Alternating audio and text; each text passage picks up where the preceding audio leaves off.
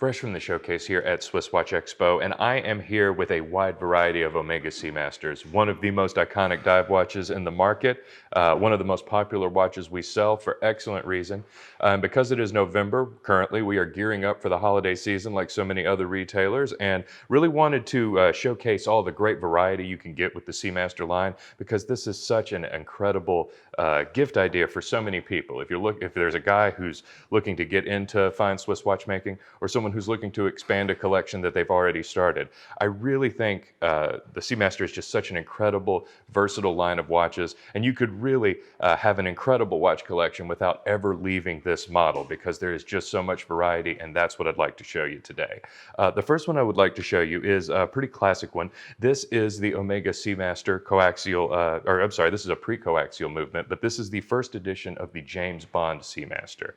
This is the watch that Pierce Brosnan famously wore starting in the mid-90s, and it was such a huge catch for the Omega line, and such an incredible development for dive watches in general, and it really did change the brand. This was such a huge deal for them, and they've got so many signatures that is still absolutely iconic, particularly the wave pattern dial, which they made for several years, which is pretty much iconic and very much closely associated with the Bond dive watch, and particularly introduced this bracelet, which I think is one of the most interesting bracelet designs and one of the strongest bracelets designs ever. These watches started to the mid to late 90s and even into the early 2000s, and such incredible strength. They do not show any stretch. You can see this thing holds up perfectly. This is a very durable, very capable dive watch, and it's continued to be that way for many years. So moving on, this is kind of a baseline stainless steel Omega Seamaster, but there is so much variety in terms of the material and the complications that you're allowed to have.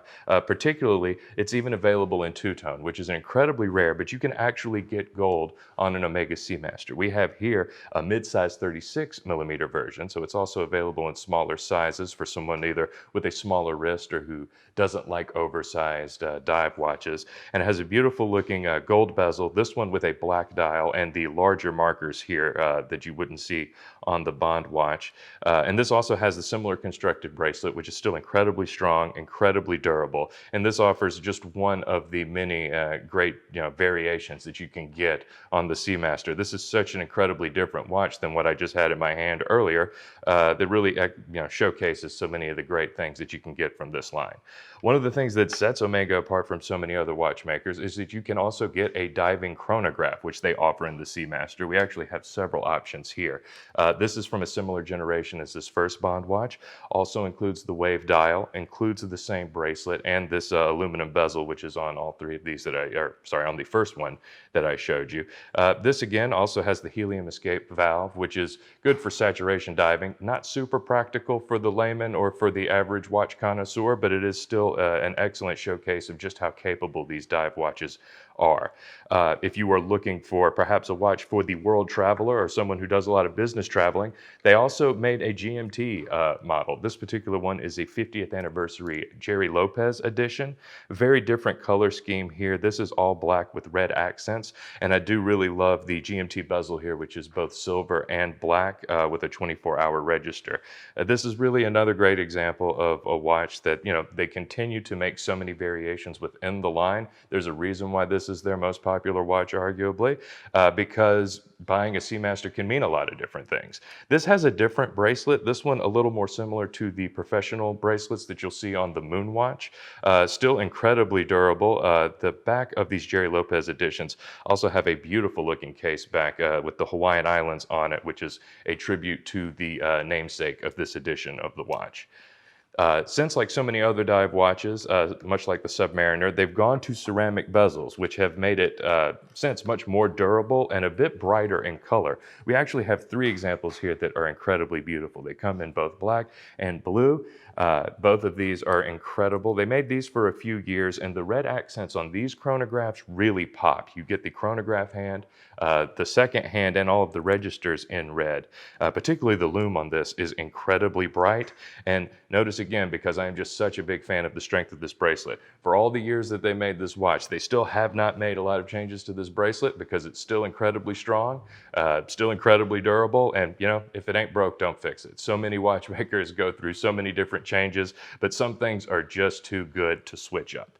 And then finally, we have an unworn version. This is a contemporary model, and this combines so many things that I love about it with a very different color scheme.